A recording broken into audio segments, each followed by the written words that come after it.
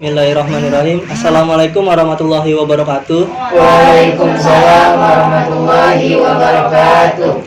Alhamdulillahirabbil alamin wa bihi nasta'in ala umuri dunya waddin. Wassalatu wassalamu ala asrofil anbiya'i wal mursalin sayyidina Muhammadin wa ala alihi washabihi wajma'in. Amma ba'd. Perkenalkan, nama saya Abdul Qaus Mutawakil dari Fakultas Agama Islam, Prodi Pendidikan Agama Islam. Saya di sini ingin menyampaikan tentang analisa diri.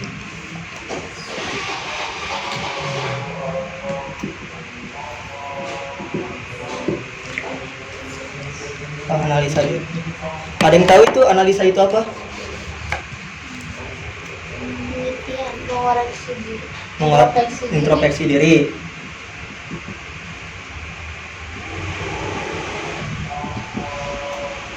Terus penelitian.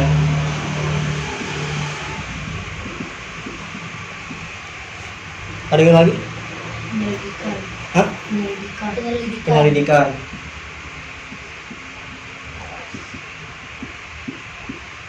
Ada? Udah? Mencari tahu.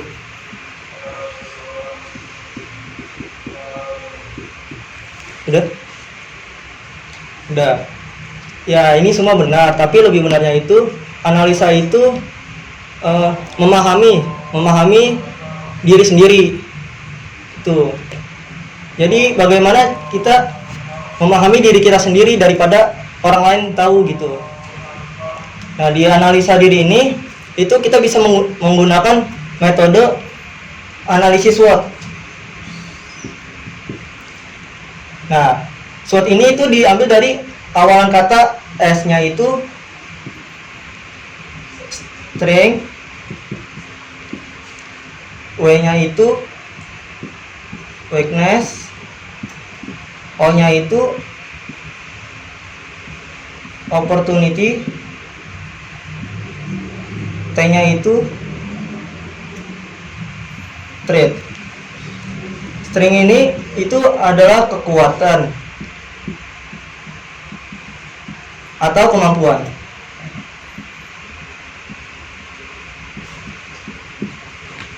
Nah, sedangkan weakness ini itu adalah kelemahan atau kekurangan.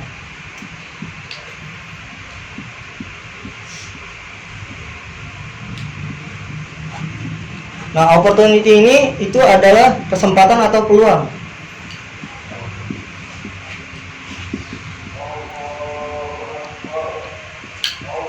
Dan threat ini itu adalah ancaman.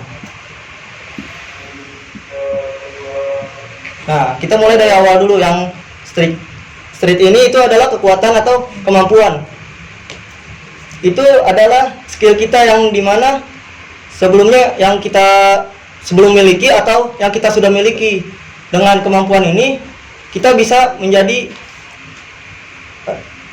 bisa tahu kesempatan dan peluang kita di mana untuk kerja di bidang itu.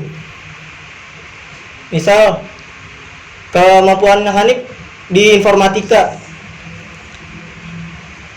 Nah, terus Hanif lihat nih, wah, kita tahu nih Hanif bisa komputer, ya kan? Nah, di situ Hanif tuh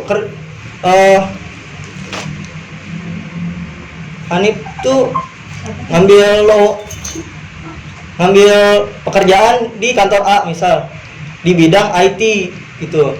Nah, peluang Hanif itu lebih besar daripada Hanif menjadi pedagang biasa gitu.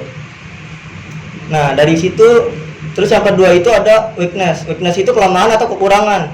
Nah, bagaimana kita tahu kekurangan kita di mana?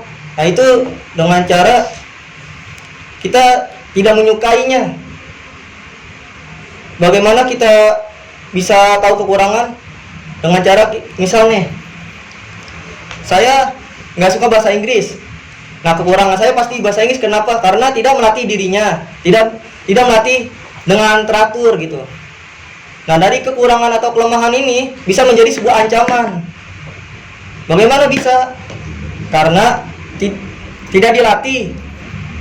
Contoh, kelemahan saya di organisasi itu kekompakan, kurang kompak. karena tidak diterapin, tidak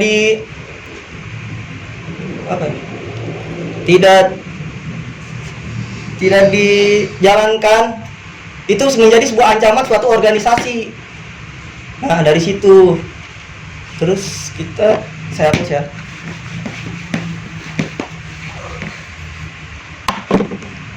Terus menurut Abraham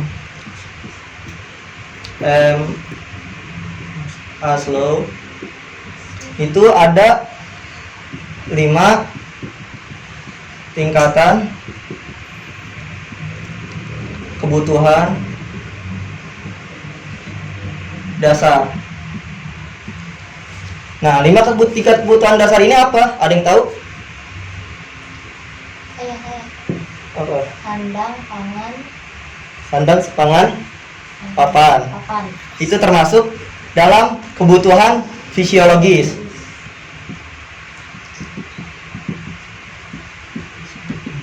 Kebutuhan fisiologis ini adalah kebutuhan yang wajib atau yang utama, seperti oksigen, sandang, pangan, papan.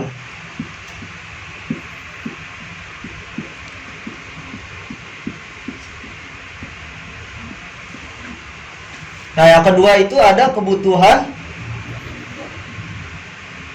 rasa aman dan nyaman.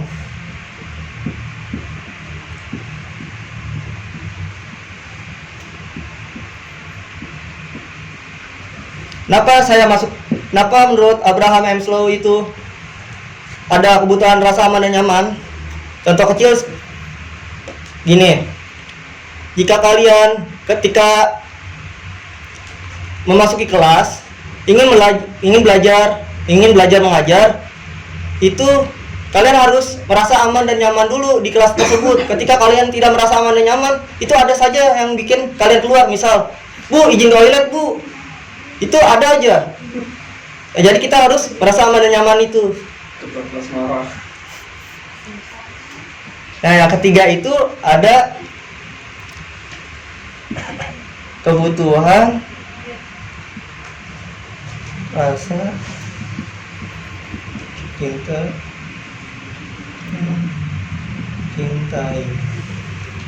Ada kebutuhan rasa cinta mencintai. Ya, kenapa ada kebutuhan rasa cinta mencintai? Karena manusia ini adalah makhluk yang sosial, tidak bisa individual. Contohnya, rasa sayang orang tua terhadap anaknya. Tuh, rasa sayang misal pacar pada pasangannya, ya kan? Nah, itu contoh kecilnya. Terus yang keempat itu ada kebutuhan harga diri. Nah, di kebutuhan harga diri ini kita tuh harus saling menghargai, lebih tepatnya. Misal saya ngomong di depan sini, kalian mendengarkan, itu saling menghargai saya. Dan terus ketika kita mengikuti lomba, kita menjadi pemenang, itu kan ada penghargaan. Itu masuk juga kebutuhan harga diri, penghargaan itunya. Gitu.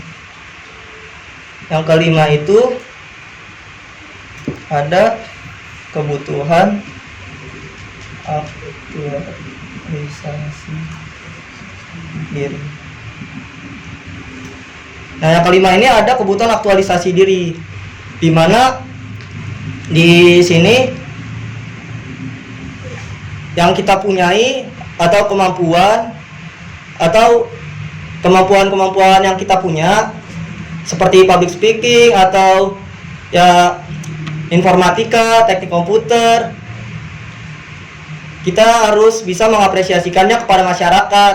Contoh kecilnya, misal tetangga kita mesin cucinya rusak nih, kita bisa membenarkan mesin cuci tersebut. Nah, kita bantu dengan cara itu, kita bisa mengaktualisasikan diri.